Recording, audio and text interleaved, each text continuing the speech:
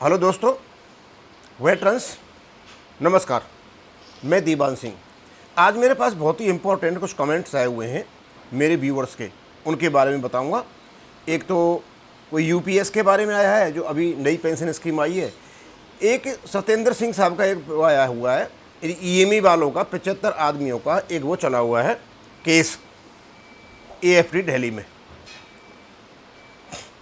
उसकी मैंने यहाँ पे ये लिस्ट लगा रखी है, इसके बारे में बताऊंगा क्या है। वो पूछ रहे दीवान साहब, यदि एक्स पे के कोर्ट केस की कोई अपडेट हो तो बताने का प्लीज़। हम ईएमई के 75 जेसीओ केस किया है, सर्विस के टाइम पर एक्स पे 6200 दिया, पर रिटायरमेंट पर 3600 की रेट से दिया, बाकी पैसे 1,60,000 काट दिया। अब केस किया है बट कोई अपडेट नहीं मिल रही है। शायद 30 अगस्त को हियरिंग है, बट आपके पास कोई अपडेट हो तो बताओ। सत्येंद्र साहब, आप बिल्कुल सही हो कि 30 अगस्त को इसकी हियरिंग है, और मैंने जो कंसर्निंग व्यक्ति से मैंने बात किया तो उनसे मैंने आपके जो इन 1 2 3 4 5 6 7 8 9 केस हैं, ये 9 केस नंबर हैं। इन केस नंबरों में कई कई प्रकार के लोग हैं, टोटल 75 हैं इसमें। तो ये 30 तारीख को आपकी सुनवाई है, 75 लोग इसमें हैं। और आपका जो केस है एक्चुअली में जो 62 का केस, जो 7 और 8 की टेबल का केस है, वो केस नहीं है आपका। ये आपका दूसरा केस है।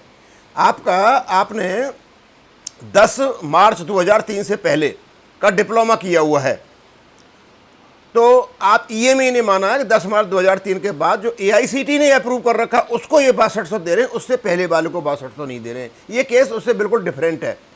अब क्योंकि एयरफोर्स में जो आरटीआई ली गई है, वहाँ तो वो बता रहे हैं कि दोनों ही जो डिप्लोमा कर रखे हैं, चाहे 10 मार्च 2003 से पहले या बाद के, वो दोनों ही क्या नाम है, आपको ये माने जाएंगे कि 10 मार्च 2003 के बाद लिया गया है।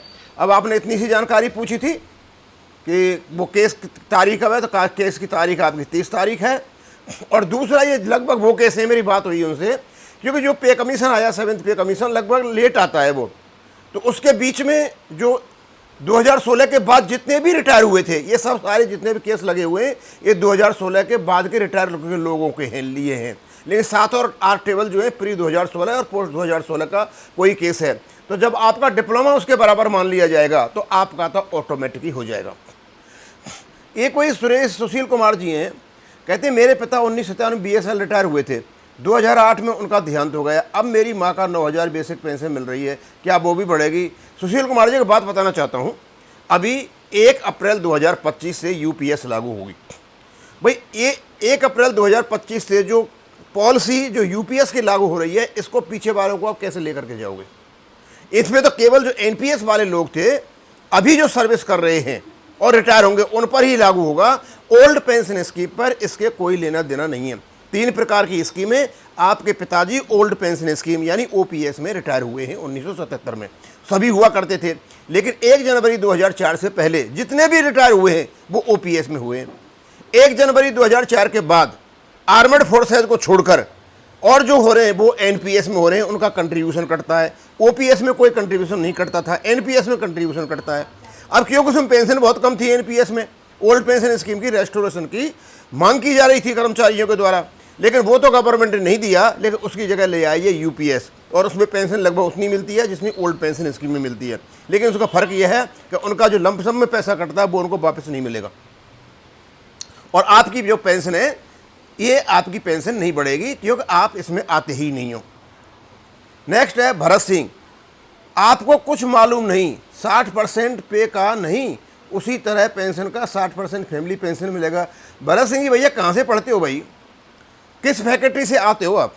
मतलब लोगों को गुमराह करने के लिए आप कमेंट करते हो। नई चीजों का पता है तो मत करो ना भाई। आप ओल्ड पेंशन स्कीम में आते हो, किसी भी पेंशन स्कीम में, किसी भी पेंशन स्कीम में ये बता दीजिए मुझे कि फैमिली जो पेंशन है, पेंशन का इतने % मिलेगा। कहीं लिखा है 60%? आप कैलकुलेशन कर लेते हो, वो अलग बात है। लेकिन किसी भी भारत सरकार के नोटिफिकेशन में या रूल में या सर्कुलर नहीं लिखा है कि 30% ऑफ पेंशन, 60% ऑफ पेंशन, ऐसा नहीं लिखा है। हमेशा यदि लिखा है तो फैमिली पेंशन, जो नॉर्मल फैमिली पेंशन होगी, 30% ऑफ लास्ट पे drawn. Enhance rate of family pension होगी 50% ऑफ लास्ट पे ड्रॉन। और यदि ये पेंशन भी है तो 60% ऑफ लास्ट पे ड्रॉन। अब इसमें लास्ट पे ड्रॉन जो है यूपीएस में 12 महीने का एवरेज बेसिक पे है। तो मैं आपको बताना चाहता हूं कि ये आप जो बात कर रहे हो आपकी नासमझी के कारण है। 60% लास्ट पे ड्रॉन यानी 12 महीने का जो बेसिक होगा, एवरेज होगा, उस पर मिलेगी। अब कोई खास फर्क तो पड़ेगा नहीं, एक इंक्रीमेंट का फर्क पड़ेगा। यदि 12 महीने का दिसंबर में लोगे तो उसका जनवरी में इंक्रीमेंट लगा होगा, और दिसंबर की जब लोगे तो एक इंक्रीमेंट का आधे का 500-600 रुपये का फर्क पड़ेगा, किसी को 700-800 ये फर्क पड़ेगा। इससे ज़्यादा कोई फर्क नहीं पड़ने वाला है। बस ये इतना सा फर्क इसमें डाले। तो मैं आपको बताना चाहता हूँ कि जो 60% फैमिली पेंशन है यूपीएस में, वो लास्ट पे ड्रॉन कह लो या 12 महीने का एवरेज जो होगा उस कह लो, उसका 60% है। अब क्योंकि ये घर से नहीं दे रहे हैं, और बता दूं आपको, ओल्ड पेंशन स्कीम में आपका एक भी पैसा नहीं कटता है।